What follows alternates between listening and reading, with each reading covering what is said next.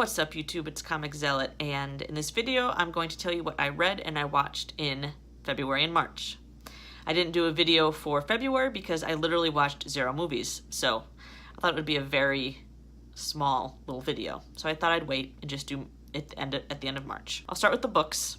The first book that I started in February was called Eliza and Her Monsters. It was a young adult book, and it was about a girl who supposedly wrote this comic book that was so popular that people all over the country and world loved it so much they did cosplays of it. There was merchandise, all sorts of stuff, and it was just written by this high school girl, this regular girl, which I found to be a little bit unrealistic. It was unique in that was what she did. Like, I mean, I've never read a book like that before, but I thought it was like not possible the way it was written. So I didn't like that it was so far-fetched, because she just, like, her parents like had no idea how much money she made from it, and she was just this regular high school kid, and I don't know, it seemed too good to be true. And this kid moves in to the town who looks like a jock, but he really is a nerd, and he loves this comic, and so she pretends to just be a fan, but then it gets leaked that she's the real author, and I don't know, I'm not making it sound very good. It was okay. I only gave it 1 star, though, because I think it was just way too unrealistic for me.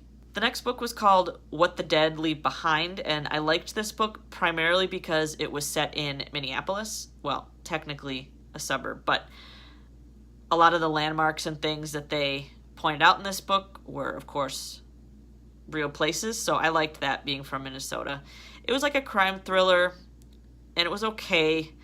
The story didn't really capture me very much, and I just read it to get through it, so I only gave it 3 stars. The next book was a pretty big letdown, and that's because it was Andy Weir's second book. Andy Weir, or Wire, I don't know how to say his name, but he was the one that wrote The Martian, which is one of my favorite books of all time. And I was really excited about this one, considering it had been a few years since he wrote a book, and I loved The Martian so much. I was excited to give this one a shot. It's true to his space theme, so it's set on the moon, whereas The Martian was Mars. And it was about like a moon colony, and the science was really interesting. He goes into all what it would take to actually survive on the moon as a human being. So that part I liked a lot and found interesting. But the actual story I did not. I did not like the main character. She was annoying, and she was just a hoodlum, and I don't know. Character development in this book were really poor. The plot itself, the crime she had to do, it wasn't that interesting. I just didn't care. Like, it was one of those books where I was reading it to finish it. I didn't really care about the outcome or any of the characters or anything, which was kind of disappointing. But he set the bar really high with The Martian, so I kind of figured it might not live up to that expectation, and it didn't. But I did give it 3 stars because it is written well. The next book I read was called To All the Boys I've Loved Before. This was another young adult book, and I ranked this one pretty high. I don't really want to spoil it. It's like a romance-y book, and I just don't want to spoil it, because I feel like if I start explaining it, then it'll give a lot of the magic of it away. But I give it 4 out of 5 stars, mainly because I like books like this. I like feel-good books, and it did have enough originality where it kept me interested. So I think there's other books in this series, or this author has written a lot of more books, so I will definitely check her out in the future. The next book I read was called Troublemaker, and Troublemaker was kind of a crime thriller, I guess, if you want to call it a thriller. I'm not sure it really qualifies as that, but it's about a guy who was on this government kind of off the books government agency that cleans up messes, basically, and someone was after him. He got shot. They couldn't figure out who it was, but they thought he was in danger of being in his own house, so his boss sent him to his sister's house way out in the middle of nowhere where he probably wouldn't be tracked. And so she accepts this because she really needs money, and so she lets him stay there even though she didn't know him, and end up falling in love, which, you know, I figured that would happen. But I don't know, it was written well. It was written really well. I do think that she wrote the dog very well, which sounds really stupid, but like there's a golden retriever in this book, And I just really liked that the dog was such a big part of the story because I love animals. So I give this one 3 stars. Decent read. The next book was a tearjerker, the last book that I read in March. It was Promise Me Dad, A Year of Hope, Hardship, and Purpose by Joe Biden. It was about basically last year of his son's life, Bo, who died of brain cancer a couple years ago.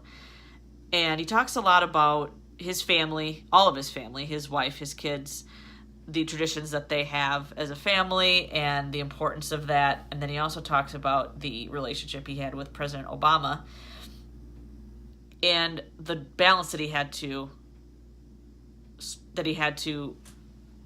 make in his life between being there for his son who was sick and then being vice president. And it really made me respect President Obama a lot more based on the stuff he wrote about him, and it made me respect Joe Biden a lot more. I mean, I already liked the guy. I mean, I'm not going to get political on my YouTube, but I did vote for Obama Biden, and I really like learning about him as a person. That's why I love memoirs so much. And I know that some people like biographies more because they're more objective, but I'm more of an emotional person. I like reading books from the point of view of the person. I know that they're biased. Like, I'm not in it to read it for objectivity, but I like reading it from the eyes of the person. So I really liked learning about Vice President Biden this way. It was super sad, but it was also really interesting to learn about really what cancer treatments are like, because I've known a couple people with cancer, but I've never really heard the medical aspect of it, like what they actually do to try to defeat cancer. It's like fascinating and blows my mind. Medical stuff blows my mind. So that part was really an interesting addition to the book too. And Bo Biden just seemed like an incredible human being, and what an inspiration. And I just really liked it. I mean, I think anybody, I don't care if you like Obama or not, or Biden or not, it's a really touching story, and I think anyone could get a lot from it. So I gave it 5 stars. So that's it for what I read. I didn't watch that many movies, but I watched a couple. The first one I watched at the beginning of March was Scott Pilgrim vs. the World, which has Michael Cera in it. I always say that. Michael Cera in it. And Aubrey Plaza, who I like from Parks and Rec. I don't know. I don't think I was in the mood for this movie when I watched it. It was hard to follow. I mean, it was kind of funny.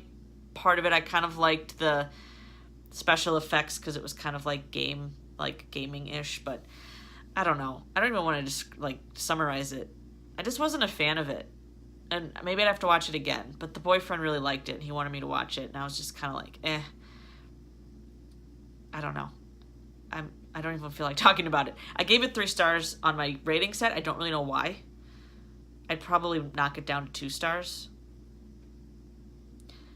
It's like indie comedy, but I don't know. I don't know who I'd even recommend this movie to be honest. I'm just going to throw that out there. The next movie that I saw was Wind Chill, and that was on Prime or Netflix, I'm not sure which. It was about this college student who needed to get home, and so she checked a ride board, which of course those don't exist anymore, at least not physically, probably. But she saw this guy was advertising that he was going in her area, so then they got together and she was going to go home for Christmas break or whatever. Turns out the guy really wasn't a student. He was just obsessed with her, which she found out a little too late. But they were driving home in the mountains. It was snowy, and they spun out and their car got stuck in the snowbank, and it was basically a survival movie at that point. And the guy ended up not living. He ended up freezing to death. And it turned out there were just all sorts of creepy people that lived in these woods and stuff, and it was okay. I gave it 2.5 stars. It was okay. I feel like it was kind of anticlimactic. I'm really tough on horror movies, though. It takes a lot for me to like one. So, I was iffy on it. It was all right. The next movie I saw was through Netflix Roulette, which was a site I didn't realize existed until a couple weeks ago, and I'll put the URL right there. But it's where you can type in any kind, if you want to do movies or TV or any kind of genre, you can narrow it down. Otherwise, you can just click the button and it'll give you something random that's on Netflix to watch. I did it, and the first thing that I hit was this movie called My Friend Rockefeller. It was a documentary, and to make a long story short, I think that the story, like the guy it was about, was really interesting, but they didn't make this documentary very well. It was very disjointed, and they didn't really expand on the stuff you wanted to learn about this guy. He was a con man, but you like didn't really learn how he conned people. You just learned that he did, and I just feel like they focused on the wrong things. So I was left disappointed because I wanted to learn more about the actual guy. So it was just, I usually like documentaries a lot, and I feel like this one just wasn't done well, which was disappointing. So I gave it 2 stars, but I could have even given it less probably. The last movie that I watched in March, though, was so funny, and I don't want to give too much of it away. It's called Game Over Man. It's a Netflix movie, and it has Adam Devine in it.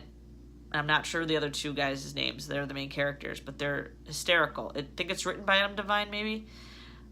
The dialogue is so funny, and it's supposed to be like a thriller, but they're really mocking it. Like, it's on purpose. It's satirical. The gore, or like the action in it, is gross, but in like a completely off the wall, can never happen kind of way. And it was so funny. It was so dumb. And it was the exact kind of movie that I need to watch when I'm in like a bad mood. That's like dumb in a really funny way. I would highly recommend this movie to pretty much anybody. I mean, it is rated R, but I would recommend it to just about anybody who wants a good laugh, because I thought it was really funny. So I gave it 4.5 stars. I couldn't give it 5. It's hard for me to give movies 5. So that's it. Those are the books that I read and the movies that I watched in February and March. If you've read or watched any of these, let me know. Hopefully I encouraged you to read or watch one of these books, potentially. Leave a comment below with your thoughts. Thank you for liking and subscribing, especially if you're a new subscriber. And if you are an old subscriber that has been with me for a long time, thank you as well. I really appreciate you. And that's it for this video, guys. And until the next time, peace.